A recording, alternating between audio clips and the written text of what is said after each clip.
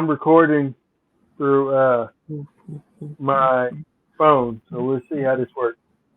All right, so here we go.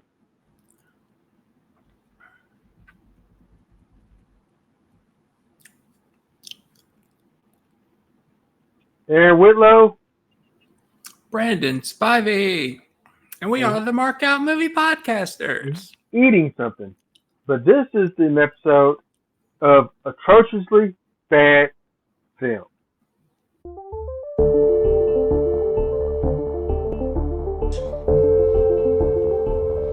Hospitality. And you can't piss on hospitality. I won't allow it. What would interest you? Something the size of a jumbo jet? Have you been circumcised?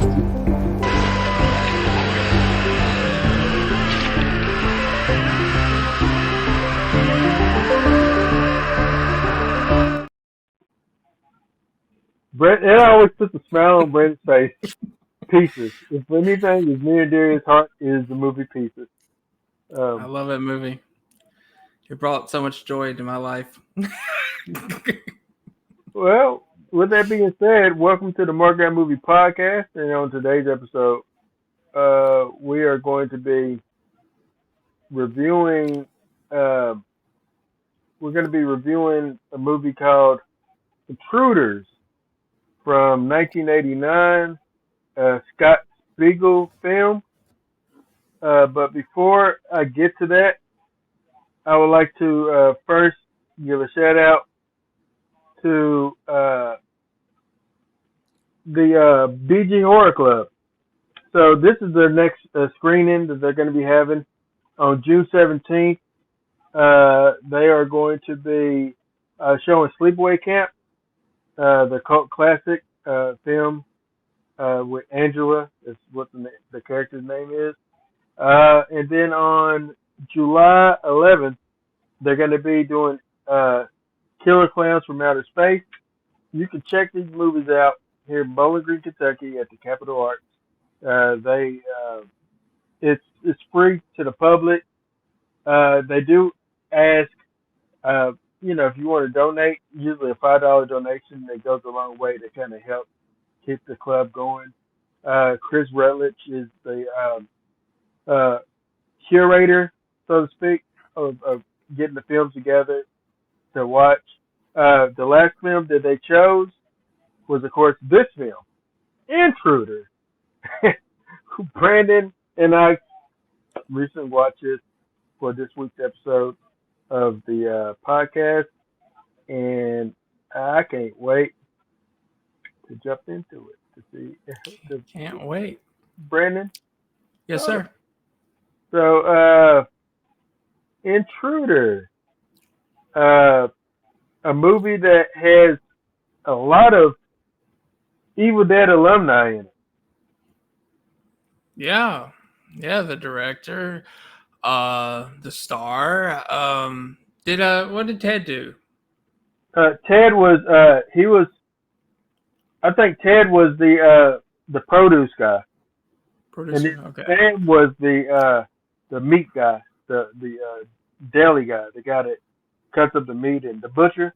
That was Sam, and then Ted was the guy that did the produce, like watermelon. He's the one that caught the. Yeah, he's the one that cut up watermelon in the worst possible way I've ever seen. Yeah. Yeah, he dug a piece right out the center of the watermelon and caught it. I was like, man, he butchered that watermelon. But yeah, you're right though. I mean, Evil Dead alumni. It's this movie feels like it was made before 1989. It feels like it came right out like early 80s. Doesn't it? I mean, yeah, it really felt like so I did a little research. So Intruder is originally like before, I think, right before they did Evil Dead, or somewhere in between, either like in 1970 something. They shot one of the little short films that they shot was a movie called it was called The Night Shift, and it was about like a night shift crew that worked at a grocery store, and there was like a killer that he killing people in like very creative ways or whatever. Um, and so for that film, the original short movie was like destroyed, and so years later, obviously Ted and Sam and Bruce, they got busy with Evil Dead, and it took several years to get Evil Dead ready to be released. But in the meantime, they had to put Night Shift on the back shelf, and finally at one point it was even going to be called Night Shift: The Final Checkout. So Yeah. but then like I guess the execs was like, no, we're going to change the name to Intruder.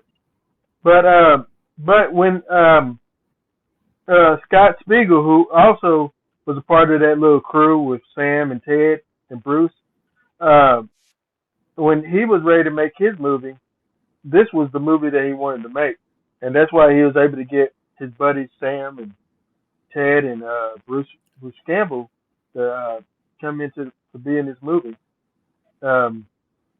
It wasn't a big. It was obviously it was a flop, but I think this is the most slept on movie of the '80s. This was great. I loved it. Now, I know a little bit of your work history, but I don't know. Did you ever work in retail? Well, In a grocery no, store or anything? I never worked. Well, yeah, I did. I worked at Houchins. So when I was 16, Yeah, I think Houchins would be very similar to this little store here. yeah, and that's what it reminded me of. Like you remember working at Walmart, but you remember Yeah, you had but a I didn't have like no, this was like before the super center. So we didn't really do groceries. So I didn't have that experience, but everything else, it just took me back to that experience, and especially that trash compactor. I was afraid of that trash compactor, like literally. They wanted me to use it the first day. I was like, I ain't using that. That's Somebody's gonna die in there. Somebody's gonna get put in there, go get crushed. I ain't doing it. Yeah, we have one of those at our community store actually, where we take it's the baler, and we take and it crushes recycled clothes that we're not going to be able to sell, and it crushes it down and into like a cube essentially. but yeah, that trash compactor it's a very dangerous piece of machinery. Oh, it is. It's reminded me of working at Houchins when I was younger. We literally had a whole day like where we had to come in early in the morning, and we had to box the shelves. You get inventory, you had to put the inventory out, but sometimes you also had to box the shelves. So you had to pull items to the front, make it look presentable, so that it can catch people's eyes or whatever.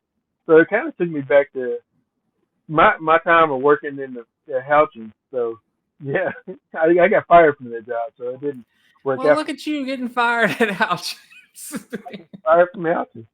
But at least you didn't go off and start a killing spree on people, No, at least I didn't have a ham sandwich in one hand, and we got to talk about that. But yeah, so this movie, like you said, it literally felt very 80s. Like it had the synth score was really great. It started with like, I'm glad that it was like all in one location. I love the idea of a horror movie in a grocery store at nighttime.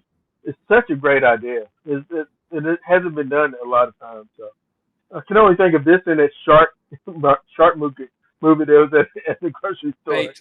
Yeah, Bait. But yeah. I love Bait. Yeah, I mean, watching this last night, I was just thinking, while I was watching it, of course, I was just thinking, man, it really took me back to working at a retail store. Mm-hmm. And like when I worked at Walmart, we used to play pranks on each other all the time. It was a fun atmosphere, and you could tell by watching this movie, it was just a fun atmosphere. That part of it felt authentic, the little romance felt authentic. I remember this one girl. Like, she had bad taste in men, and he would spy on her while she worked there in a garden center. I forget her name. And she was interested in me, and I was like, I'm not. No, dude seems like a stalker. I'm not getting involved in that. But that's what the guy reminded me of. He reminded me of that dude, and the main girl reminded me of the girl that had bad. She just chose bad. So it was just fun. It was fun to look back and have those memories at Walmart. Good memories before the Supercenter came. But I did want to mention while we're talking about, so real quick in the cast, Liz Kern, who plays Jennifer Ross, she's the main love interest, I guess. Renee Estevez. I wonder if she's related to Emilio. And I would say so. Because that's not, you don't see a lot of Estevez's out there, right? No.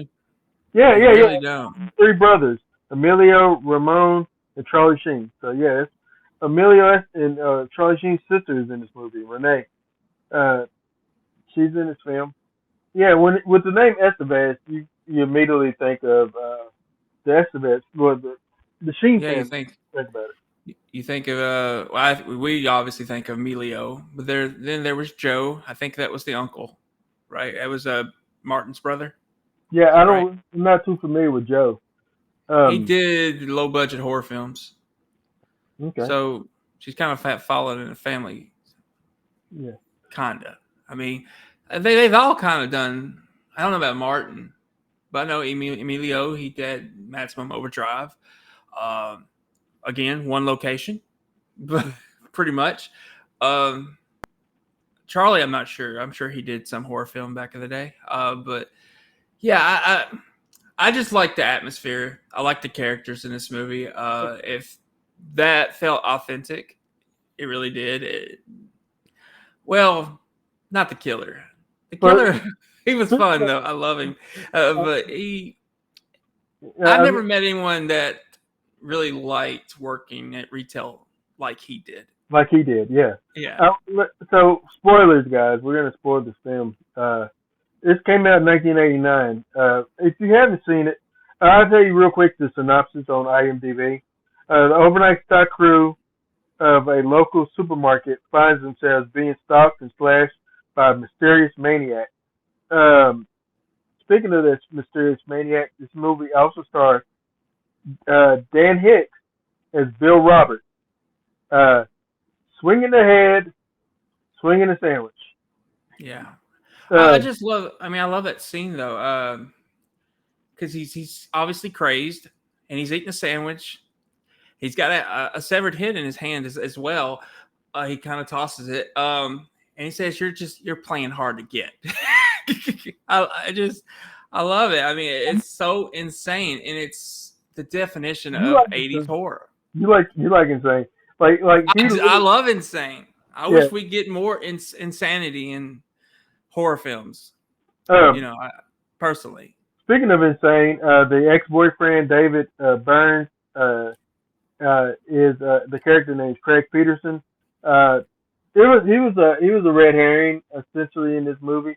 He's a guy that you're gonna think that he is possibly the killer because of what you seen at the beginning, him being crazy, which he was crazy. And then he's essentially Billy Loomis. Billy Loomis, yeah, with really bad acting chops. Very bad acting chops. And then you have I gotta mention him. Sam Raimi is Randy. And then Eugene Robert is Danny. He's the other manager. And so if those that don't know him, I know him. This guy. I know him most famously in Robert Townsend's Hollywood Shuffle. He was the manager. Like he's the casting agent, or the director or something like that. He was one of the guys that's in charge, trying to see if you can be more black. If he would ask the characters to be. This is how you dance and walk and talk. He had to drink on that one. But no, But I was glad to see him in this movie. But then, like, I've marked out mainly when I've seen Ted and Sam Raimi. Those are the main characters in this film that made me mark out. Okay, what has Ted done? Like, does he do something for Marvel? I think so. Ted, well, Is he part of the Guardians? He's still working. He did the Creep Show, and he did a character in The Quarry, Travis Hackett, which I never. Oh, that's him. Yes, yeah, that's what I'm thinking of. Okay, yeah, the Werewolf Game with David Arquette. Yeah. Supermassive. Yeah. So if you watch if you look at any advertisement for this movie, it is going to give away the killer. Which I would, except for the one that we're using is the title art right there. But if you look at this, it's going to give away the killer. Oh yeah. Like right there, and that's what was on Tubi. But I just kind of try to avoid looking at it. But I didn't pay attention to it. Yeah. To be honest. But, let me tell you one of my favorite things about this movie. Well, first of all, I love the camera angles that is just so weird. The weird camera angles that, like, I said while I was watching, I was like, oh, well, that was a choice. Because, like, he would do, like, angles like the perspective of the floor and she's sweeping, or the doorknob turning, or she'll do, like, the fluorescent light, like, or the phone. You see the rotary. It's just like, I don't know why. I don't know why he chose that, but he did, and I'm here. That's how I felt. It was some of the most awkward camera angles. Like, anytime the ex-boyfriend was on screen, like before things really went down, I just laughed every time. And I laughed because he was like a fish out of water during this whole movie. I don't feel he ever acted before in his life. That's how it came off. But anytime they would do the weird angles plus that score, then him and his reaction, it just came off so awkward. I loved it though. Here's one of those angles. Yeah. It was really a weird angle throughout the picture. But you know, it kind of makes it original too. It kind of makes it stand out, and I'm definitely going to remember this movie. So, oh man, he almost looks like that one dude from the what was that show with Matthew Perry? It was a remake, The Odd Couple. He almost kind of looks like the other dude to a degree, if he had shorter hair. But now, Greg Nicotero and his crew did the effects in this movie. They did the makeup and the practical. Now, when this movie ramps up, because at first, if you watch this movie, the pacing at the very beginning, what's keeping you interested, and what kept me interested, I would say, was just the bad dialogue and the bad acting, because it kept me going. I was like, and the weird. Yeah, it was bad. It really was. But then, once the killing starts, I was like, oh wow, because they were like a few killings was kind of cut away or whatever, or like it's called I forget what the term is, where a match cut, I think, where you'll see somebody like get hit, and then like all of a sudden like the camera will cut, and you'll see like somebody like smashing or cutting open the watermelon, you know, instead of a head. It's like that. But then once they actually start showing some of the deaths in here, you're like, you're like, oh wow, that was something. Like, he literally was using somebody's head and doing the voice of them, talking about, hey, could you give me your box cutter for a minute? But it didn't dawn on me that guy was dead at that point. Like I was like, man, I thought, what's happening? I actually like that scene though, because it's like I said, it took me back to working at Walmart before it came to Supercenter. We would joke around like that all the time. someone was trying to zone or stalk, we would do that, and it's why it took me back. You would knock Well, down. there is one point in this movie. Box and produce or whatever, product. It was mainly when I did it. It was like paper towels, chemicals. There is one particular scene though when after they reveal who the killer is and all that I just love. It took me back to when I actually worked at Walmart, like last couple years, because that was so me. I would be off the clock. And I would see somebody who had dropped something, and I would put it back on the shelf. Now, mind you, this guy's in a killing spree. He sees, I think it's paper towels, but it could have been toilet paper. He puts it back, he stocks it back up, and then continues to chase her. For someone that worked in retail, I appreciate that, man. I appreciate that dude. He's dedicated. So, I just thought it was funny. So for those that want to know, it starts off with, I don't have a way of really showing you scenes, so I'm just doing it this way. It starts off with this girl's ex-boyfriend popping up and stalking her essentially, and the other girl pushes the panic button to kind of get other people to come and help her. Because obviously, dude is crazy, he's cray. And he pretty much beats up everyone until like eventually he gets overpowered. And he pushes Sam Raimi.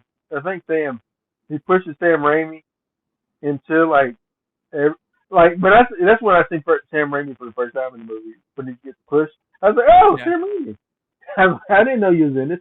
I was not paying attention to the titles, like the sequence of titles. I think I seen his name, but I didn't think about it. But I'm like, oh, there's Sam Raimi. But yeah, he pushes them, and they lock the door. Mind you, this is a plot in the movie. The door locks from the inside with the key. If you don't have the key, you can't unlock the front door. So keep that in mind. So, yeah. Because that comes. And after all that happens, though, here comes one of the biggest plots, points of the movie. They tell everybody. they tell the night crew that they're selling the store, mm-hmm. and everyone's gonna be out of a job like in a month, I think. Yeah. This would never happen. People would not find out in a meeting like this. Yeah, it's an unofficial meeting too. They just have to be. Wasn't they just like sitting around or was that like before they were sitting around the break room? No, this was like after the fight and everything. So I don't think it was a break room. I think it was like in the front. Maybe I'm wrong on that, but it just wouldn't have happened like that. Like it would have just been a big rumor started. There would have been no meeting. I found the scene. That's the scene, I think, right? Yeah, that's it right there. Yeah. It's basically between the two registers. They have this little meeting. And you can see they're all devastated, but the co-owner, which I found, didn't he say he started out like as I don't know if he said a car pusher, because that's what I was. I'm relating to the movie. Mm-hmm. But he started off at the bottom of the barrel and somehow became co-owner. I laughed at that because it's just idiotic. Well, I mean, you have to just you really have to throw out all logic. Yeah, and then also you got to think about this. Anything about retail, but you got to think about this too. Like you said earlier, this guy's whole life was this store, and so the fact that his co-owner, his co-manager, is forcing him to sell it, it just like infuriates him to the point of murder. But they fake this out because there's a scene where he goes outside and he gets in a fight with the ex-boyfriend, and you think that he's murdered because he gets hit with a hammer. And I thought that we see him later on at the top of the stairway talking about help me, and his head was busted, or was that someone else?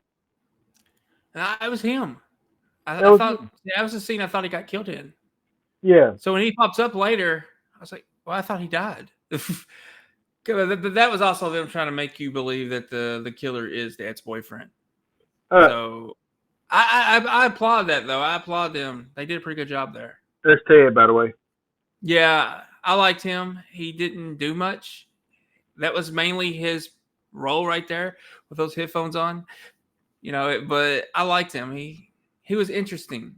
Everybody was interesting in this movie, though, honestly. Now, I would say the kills in this movie. There were some very interesting ones. I would say the best one is the best one is the table saw. The table. Oh, that was great. That was great. Yeah. And then the next one would be that thing. It was hard. I actually turned away. I said, ugh. I did it like a few times. This movie, Greg Nicotero is the best makeup guy or special effects guy, practical. I think. You think he's better than Tom? Yeah, I think he's better than Tom. Man. I think that Tom is great. But I think, and Greg Nicotero is a disciple essentially of Tom Savini. But yeah, Greg, man, I don't know, man. He worked on Walking Dead, didn't he? Yeah, Greg Nicotero did all the makeup and effects for Walking Dead. Okay. But I thought he was. But by saying he's the best, it's also giving props to Tom because Tom trained him. Yeah. And then you have what's the other one? Rick Baker, who's also really good, but he's really good at making creatures. Rick Baker was. Yeah. But yeah. I thought some of the kills in this movie is just some of the best kills of the 80s. Like truly, that scene you're talking about with the saw. Oh man, that may be my most memorable kill in the 80s in recent memory. Obviously there's a lot of 80s horror films, but that was gruesome. Like I wasn't expecting some of these kills to be that good, especially with the kind of movie it is. And it's a poorly written movie, but I'm thinking it's poorly written on purpose. Yeah. With how good the kills are. I think they knew what they were making. Yeah, and that's true. And also, and it had some really great comedic things that happened. like I giggled at the whole when she discovered one of the bodies and there's one that's cut in half and it says he had a sign that says half off. Yeah, I loved it. Because I believe that was, if I'm not mistaken, that was the guy she was interested in. Yeah, I think so. I think it was that guy. Because he was the one that got cut with the box cutter first, right? Is that the same guy? No. Yeah, he got through the box cutter with the blade open. Yeah, it cut him in the hand. Yeah. Yeah. But then like that's another scene that I love, and I want to see if you caught it. So when she was on the the conveyor, whenever you put the groceries on there and it moves it, she's getting choked or trying to get killed by the killer, who is straight up psychoduty at this point. He's completely insane, and I love it. I'm there for it. But he when she hits him with that bottle of Sprite or something like that, it was like a 2-liter. But it was a bottle. It was like a 2-liter bottle, but it wasn't it was like a plastic bottle, I think. But it made a book. It made a book when she hit him with it, and he reacted to it like it was like a glass bottle, but just the noise that it made was boop, something like that. And then, of course, when he's beating her ex-boyfriend with this severed head. I loved it. Didn't you love it? Who doesn't want to see someone get beat with a severed head? I mean, come on. It's insane.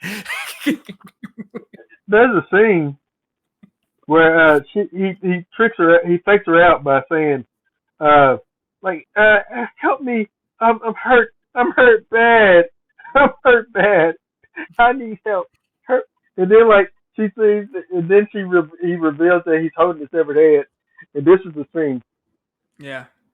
The dude is, man, he's, as far as killer reveals go, this is, I think, my favorite. Like, I put it past Stu and Billy, Mrs. Voorhees. Oh, I don't know. Maybe it's just the guy's performance. He was so insane. Like he was, and okay, we'll talk about it. But yeah, like with the his like the reveal. Like first she sees him and hugs him, and he says, "It's okay. I'm gonna call the police and stuff." And he goes on the phone and he's talking and stuff like that. And then like when he turns around, you see blood on his hand. She sees blood on her, and she's like, "Where did it come from?" And it's on his hand, and he sees the blood on his hand, and she notices it, and he was like, he's like, ah, or something like that. He throws the phone, and just like goes crazy, and then like he's like just hurtling over the checkout lane. Oh, yeah, that was hilarious. I can't remember what movie it reminded me of. It may be in Leprechaun, one of the Leprechaun films. Because I think he did something similar. Well, this came first, obviously. But it reminded me of some horror film, though, that I don't know if it was in a grocery store or not. But it just reminded me of that. I thought it was hilarious. She's running away. He's on the checkout counters just jumping.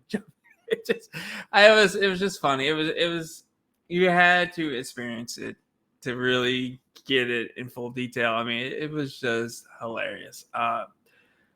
Look, like I thought the movie was fine before the reveal, but once the reveal happens, it just makes the movie go so over the top. And I'm like, now I'm like looking back at it, I was like, you know what? I really love this movie. I liked it, but now I love it just because of the reveal. Yeah, the reveal was like magical, man. And then like not only just that, but I love how I wonder about this. I'm curious about this, and I want to see what your thoughts is. Because the way that he acted, this Dan Hicks, the way that he acted, and I think about the way Stu acted on screen. I would venture to say that part of the research for Stu must have been watching this movie, because like if you look at the way Stu, not Billy Loomis acted crazy, but Stu acted an extra bit of craziness, where like and because he was just like insane, and that's what I loved about this guy. He's just insane. Billy was dramatically insane, like Norman Bates, kinda. But Stu was entertaining insane. It was a fun aspect of insanity, which is what I love. I love the fun insanity. So since it was Wes Craven directed that, I consider him the GOAT in horror, but I would say, yeah. Stu, Billy probably did research this movie. I had no idea it existed, but, I would say you're right, the way he acted, he was inspired by this I don't even know what kind of killer to call him. This store obsessed. He really loves his store. He really loves the store. I wish I could find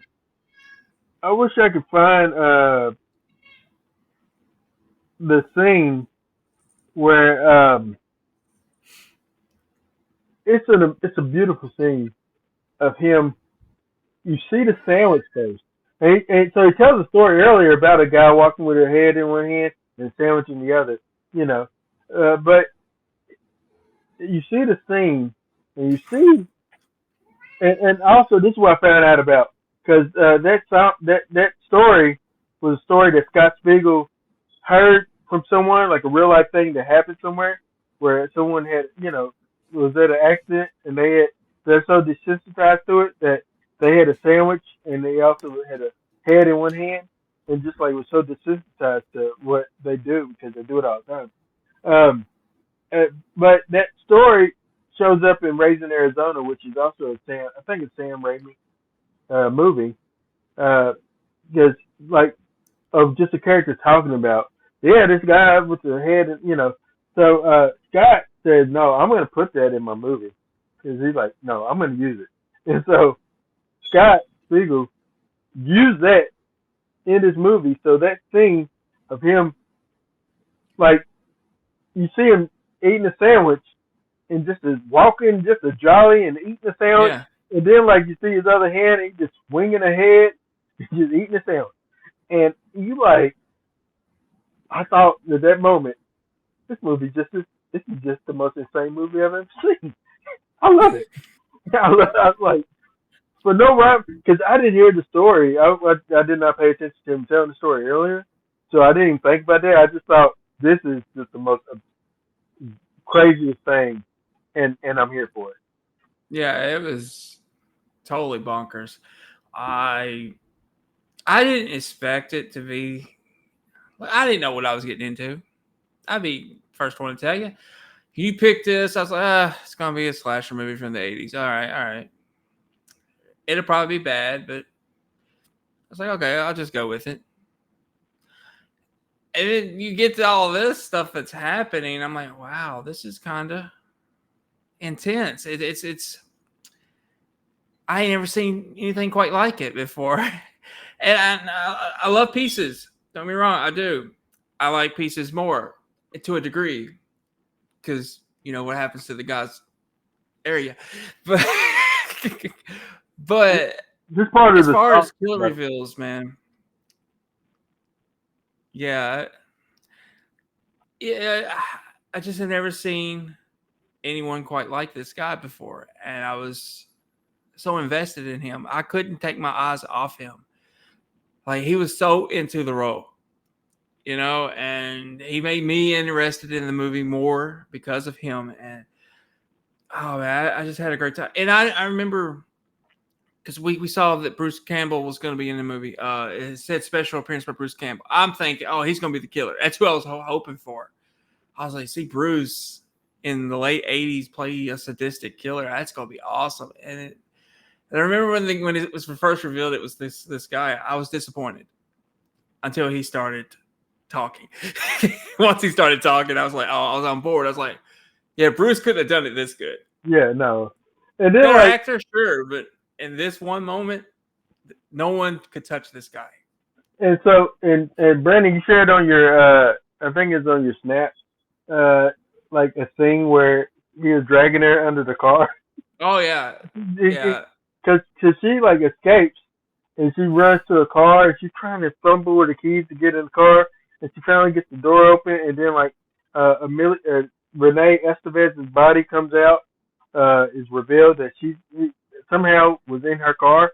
Anyway, so and then like she opened the door and one of the victims had a knife and so she grabs the knife as he's pulling. So he's got his weapon. He's about to kill her, and she stabs him in the knife. And he's like, "What does he say?" Knife. But my favorite part about that whole scene is he falls down. The knife just flips up in the air, and it lands perfect. Yeah, and that's what's so funny. The knife, like, just like, kind of does this like weird. It's almost like it accidentally fell out. So they shot it, and they just like had it stick in the right next to him. But like it's just like it's beautiful. Then I really hope that was a blooper and they just kept it. Yeah, and then she goes and runs to the phone booth, and she starts calling 911, I guess, but which is a rotary phone, so it took a long time to dial. She's like, yeah, and there's a minute. And so she and then like he comes and starts pushing the phone booth and pushes her down and starts trying to attack her. And then the boyfriend comes miraculously back. The ex-boyfriend comes back, and And what's funny is if y'all watch this movie, if you watch right at this second, because the way it's shot, the phone booth is down, and the crazy store manager is trying to get in at the killer, and he's trying to get to her, but you see the boyfriend come around, but you can see him kind of push somebody out the way, whoever's back behind the phone booth. You can see their head. You see him kind of push him out the way, and he gets in place to start hacking the guy or whatever. But you see another head kind of like looking like that, and I was like, "That's great. That's great." I'm glad that that's in this movie. And then like when he's hacking him, you see the blood, but clearly it's not going in him. It's not at all. But you see this blood, and then like the police showed up, and one of them is Bruce Campbell, and they immediately believe that these people are guilty. Oh yeah, I love the fact that he's dying over there in the phone booth. Yeah, he's saying they did it. It's them. They did it. They killed everybody. They did it. And the police you gonna believe him. I mean, he's over there dying. I mean, yeah, I'm gonna believe him. I mean, but it was great. I mean, tell him about the end, though, Brandon. Tell him about the end. Well, I mean, they are getting arrested. They're gonna get charged with this, and he just kind of opens his eyes and smiles. It left it open for a sequel. But she screams, and she wasn't even looking in his direction when he opened his eyes. I know. He opened his eyes, and then she just started mad. Like, oh my God, he's still alive. But that kind of reminded me of Pieces, but that dude had every reason to scream. I would say too. I mean, you can't. What are you gonna do with a hand comes out of a body bag and squeezes? I never get the end. I never got that. To this day, I don't know what the heck. You don't need to understand it. You just need to embrace it. That's what I love about this movie. You don't need to understand it. You just need to embrace it. There's some dialogue that's so funny in this movie. Mean, if you're trying to explain this movie with logic, dude obviously has some chemical imbalance. I don't know how he became a co-owner. I don't know how he became a store manager or a 49% store man. I don't know. It just don't make any sense. 49% store manager. That's a Vince McMahon type angle there. It just don't make sense. However, you roll with it, man. You just go with it. It's just like, yeah, logic. Throw it out the door. Don't need it. Here's the scene with Bruce Campbell, and then you can see the manager in the phone booth. They did it. It's them. Oh man, this movie's great. It's on Tubi. I think it's on Pluto TV as well. You can buy it on Blu-ray. I think it's $19 on Amazon. Or you can buy a digital copy on Amazon Prime, which is like I think $3 to $4. But I would be interested to get the Blu-ray because it has commentary, and I just want to know everything. I just want to know what happened, and that's what it'd be the most satisfying thing. I want to know what was going on while they shoot this movie. Yeah, I mean that would actually be an interesting commentary to listen to.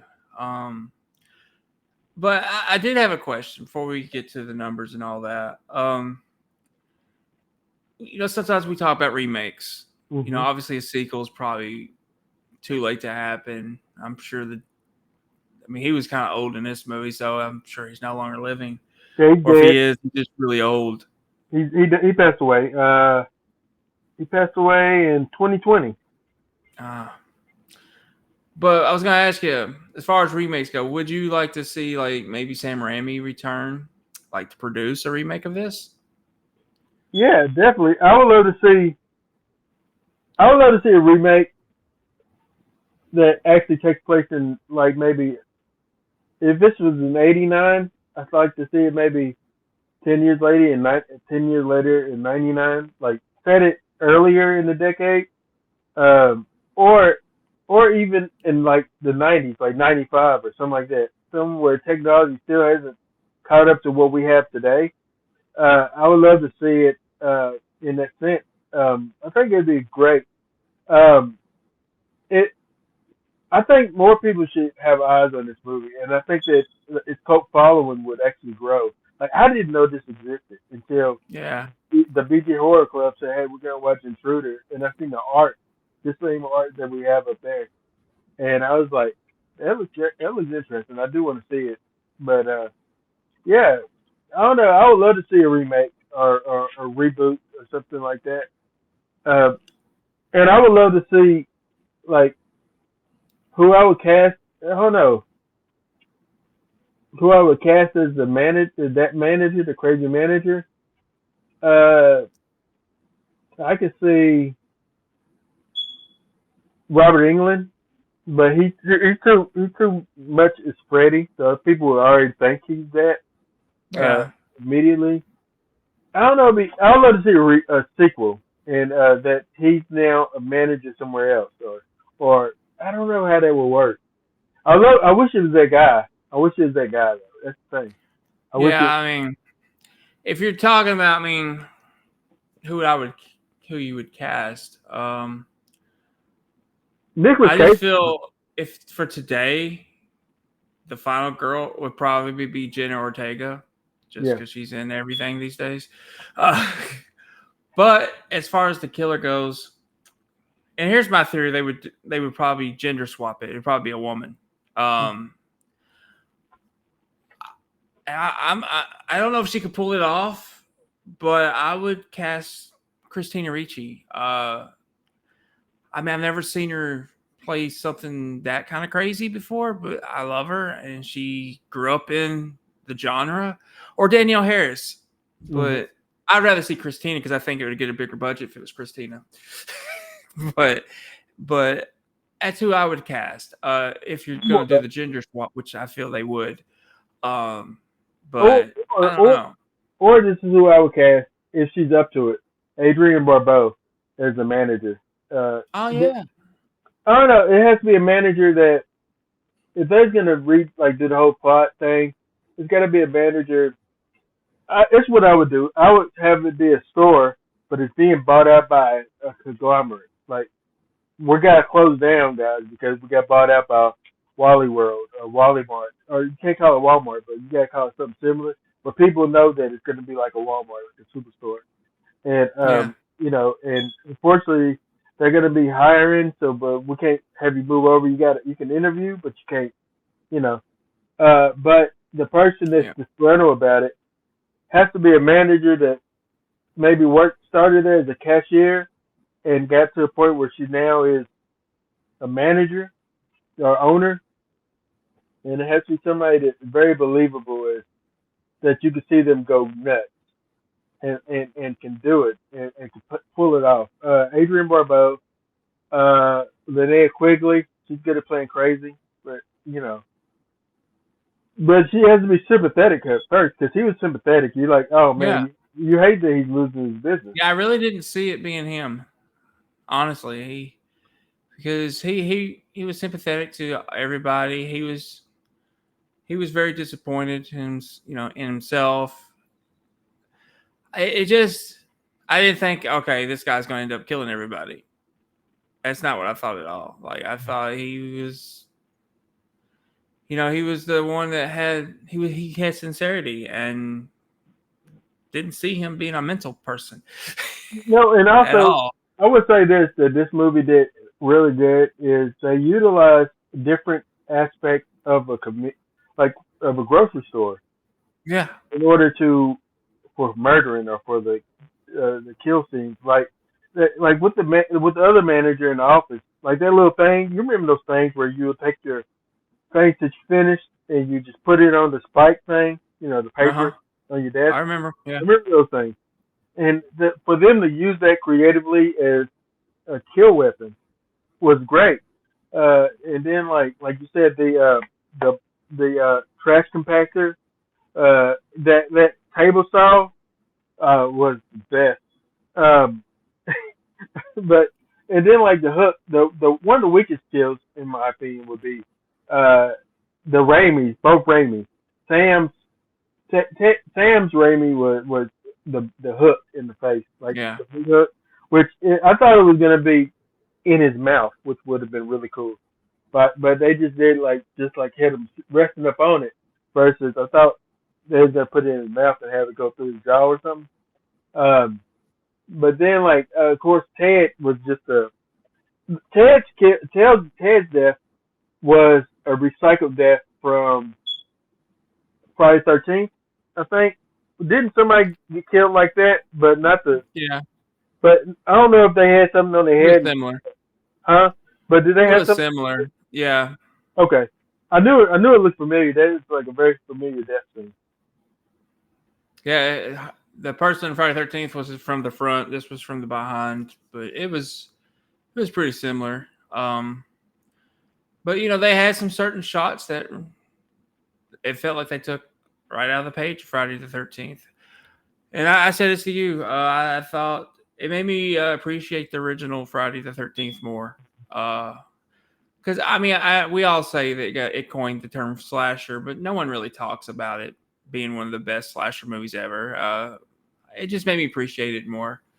I don't even consider it one of the better slasher movies or even one of the better Friday the 13th films, but I do appreciate it a little bit more because without it, maybe we wouldn't have gotten the slasher movies we got. I mean, I know we can say Halloween is the reason we got them, but, Friday the 13th is the movie that coined it. So, but I just appreciate it more. And it brought back a love because I haven't been all that lovey-dovey with horror films as of late.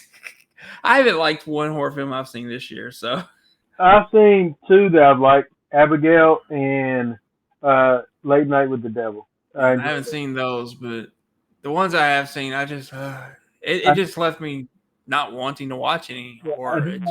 Immaculate, and I did not like what's that? What about the ending? Everyone talks about the twist ending to that movie. I didn't like it.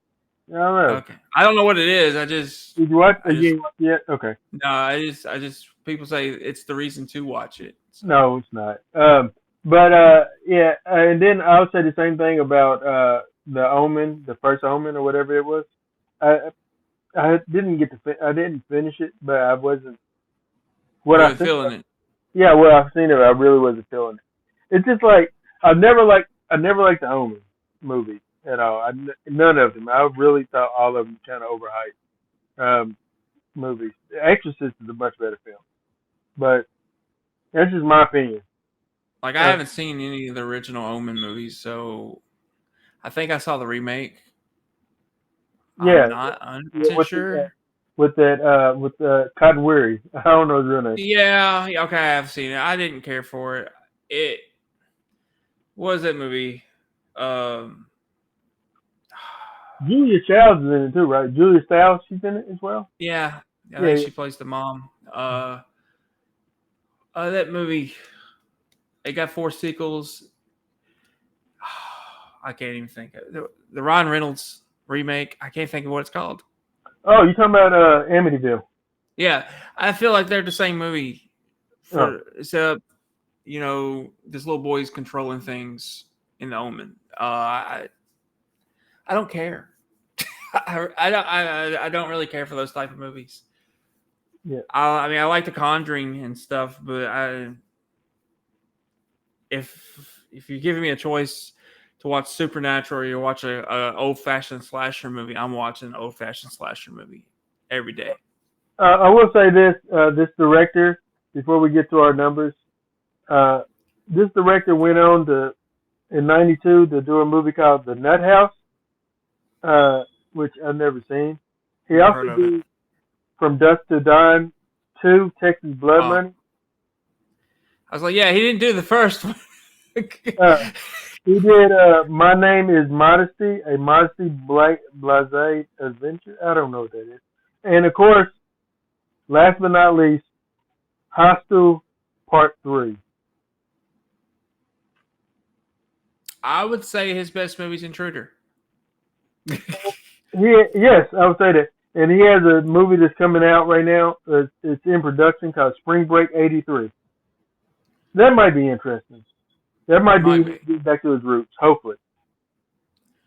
Yeah, I didn't like From Dusk Till Dawn 2. I didn't like any of the sequels. Hostel 3, I don't even remember. So I think it's the one with Kip Purdue, but I'm not sure. But yeah, no, Intruder is by far his best film. I'm ready to go ahead and give the numbers. Ready? Yeah, go ahead. All right, I'm going to give this movie 5 markouts out of 5. I thought it was fun. As a slasher film, it got me interested in watching more horror, specifically older horror movies. It's where it took me. It made me like, oh, I kind of want to see other horror stuff. Like, it got me. Yeah. It gets the juices flowing for horror, and that's what it did for me. So I thought at first I didn't know what to expect. When I first got into it, I was like, maybe I chose wrong, and I was gonna audible at I was like, maybe I should audible. But then like I just stuck with it, and by the end of it, I'm like, I'm so glad I seen this movie.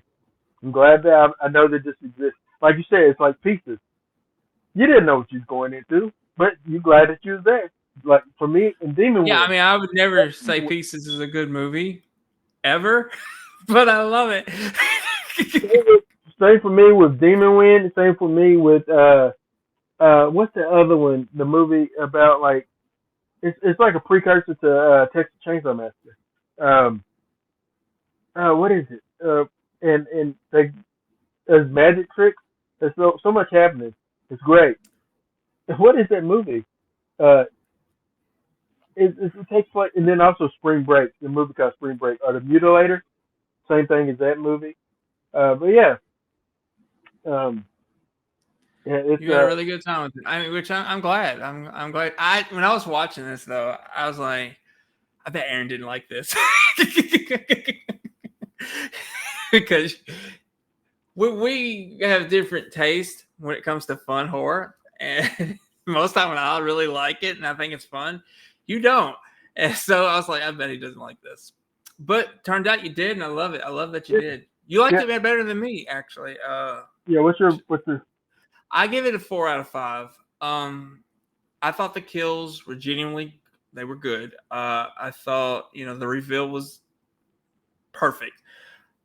I just thought it took too long to actually get going. Like it felt like it took way too long to really get going with what was going to happen, get the kills going. It just felt like it took like 40 minutes. And I thought that was a little bit too long. So it loses a little bit mustard for me right there. But once it goes, I mean, I'm invested. And what kept me interested in it was actually the store. It just reminded me so much when I first started at Walmart.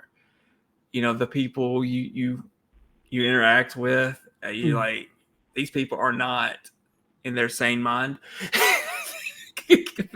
There's quite some characters, especially that first year at Walmart. I met a lot of people that I questioned if they had all their sanity. So there was some realism there with these characters, but it was a great time. I had a great time with it. It made me want. You said you wanted to make a low budget horror film. It made me actually want to write one. Yeah. Like something to do with a store. Some experiences I had at Walmart incorporated into a low budget like horror film. Maybe I should. Maybe we should. I agree. I wonder, and I always wanted to do one. I've always wanted to do because Kevin Smith inspired me with Clerks. Clerks was such an amazing movie that how he captured what it was like to work at a convenience store, which I don't have that experience. I never worked at a convenience store, but the experience I had working at the movie theater was absolutely phenomenal. As far as like some of the people you experience, the customers, it's just like I thought it would be a great movie to make. But I always thought it'd be cool to have a horror movie version of working at a movie theater Like we kind of got it a little bit in the Scream show, but I always wanted to I've do seen it. one. It was a very low budget movie that took place, but it kind of puts you into the movie. Yeah, okay, I remember that movie. I don't remember what it was called, but I liked it though. I thought it was kind of cool. The movie was like almost like a Texas Chainsaw Massacre type of movie. I think it's called Midnight Movie or something like that. Midnight something. Yes, I think that's it. Midnight Movie. Yeah. I liked it though. I mean, I I watched it with my ex, and she didn't care for it, but I thought it was fun. But yeah, I think it's a good concept to make a little horror film at a movie theater. It's a classic cliche. You're stuck somewhere, and that's one of the qualities you gotta have for a great slasher movie. You have to be stuck somewhere with no way out, and you gotta have good characters, which I think you would have great characters in a movie theater. Honestly, people that work there, the customers, it'd be great. I could totally see it. I would love it. I think you actually brought it up once that you wanted to do something there. Yeah, definitely. If Regal would let you, man, that would be perfect. I'm just saying, if they would let you film something there, it would be perfect.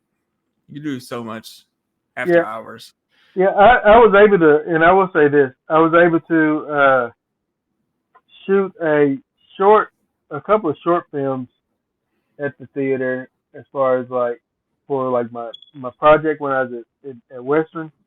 Yeah, and it's just great atmosphere as far as what like there's a stairwell that leads up to projection booth. It's just a long set of stairs, and it's just so creepy looking. That I thought, oh man, it'd be kind of creepy, just a visual of something coming down the stairs or going up the stairs, But yeah, I guess Brandon, what's your pick next week? I don't know.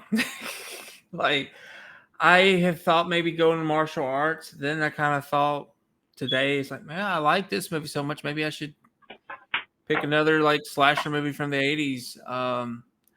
I'll look on Tubi and see what's out there, because I don't have much of a streaming platform right now. So, and Netflix I don't really, not that I would actually want to watch as far as horror goes on that. I mean, besides the Fear Street movies, there's really nothing, and I don't want to do a series. Just kind of like to do one movie. I'll let you know in a couple days. Okay. I wish I was trying to find. I forgot the name of the movie that I was telling you about it takes place. It's almost like a Texas Chainsaw Massacre type of situation, and they end up at this building, and I think it's not a waxing museum, but there's puppets or something, but it's weird. It's weird, man. But it felt like Texas Chainsaw Massacre, but it predates Texas Chainsaw Massacre. But I think somebody that had something to do with Texas Chainsaw Massacre had something to do with that, and it came before it. I forget, but it was on Joe Bob Briggs. Is it like early 70s? Early 70s, yeah. It sounds familiar. I may have seen it. But yeah. I used to, buy some of those really old movies they would have at Hastings that I had never heard of. I don't know. If I see anything like that, I'll pick it. No. Your friend wants us to pick one too. What was it? Oh, I'll talk to you about it. Something about the diner, the diner, American dining or something. I forget, but I have to look it up. And he mentioned something else, but I think both of them might be on Hulu. Real quick before we leave, once again, the Bowling Green Horror Club or BG Horror Club meets every month, and they watch a movie. The movie they watched this month was Intruder. I didn't get to go see. Brandon is also part of that group. He didn't get to go see, but we did get to watch it, and I'm glad that I did get to watch it. I think it would have been really cool to watch it with a group of people, or I might have got bored early. I don't know, but I'm glad I watched it, but I don't know. I think I mean, I don't like Killer Clowns from Outer Space, but I think with a group of people, it'd probably be fun to watch. Yeah. It's the same thing with Sleepaway Camp. I think that would be fun to watch with a group of people in a theater. Now, I will say I've seen Sleepaway Camp. I've seen both these movies a number of times, but Sleepaway Camp has always been a good little early horror, 80s horror. I think it's like came out in 83, 84, I think maybe. It's very early 80s. And then Killer Clowns is in the 90s. It's good. Was it? I thought it was 80s. Maybe late 80s, early 90s. But I've only seen it once all the way through. I just couldn't really get into it, but it does have its following. Ooh, it does. It's got a game coming out. I mean, it's wild to me. Did our friend have something to do with that movie? Do you know? The makeup. I don't think so. Miguel. I don't think he did. I think he did work with those brothers though. He worked with them on Critters. He did do Critters. Yeah. Critters 2. Critters 2. He helped create the. I don't think he had anything to do with that one. Yeah, but he didn't mention it. If he did, no, I would have remembered that. I would love to interview him again about like maybe what he's doing now. He was really fun. But we should also interview Joe because he did the sequel to Mutilator, I believe. Mm-hmm. He did. Or he's doing it. He's doing a lot more than what he was doing. So yeah, man. And he was a fun one to do. I mean, he's such a makeup. He's now he don't get props either, man. He's really good. He's really good at making it look real. He's good. It's tough, man. Y'all should check him out. Joe, Castro. Castro. Joe Castro. But yeah, well, we thank you all for what do we want you to do, Brandon? Oh yeah, we hadn't done this in so long.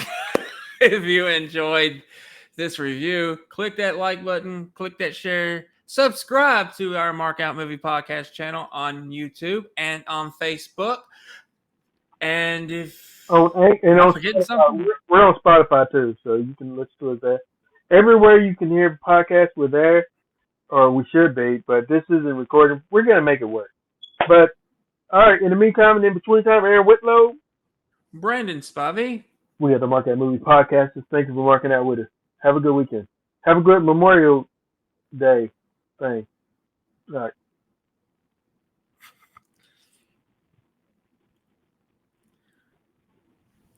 Oh. All right, man.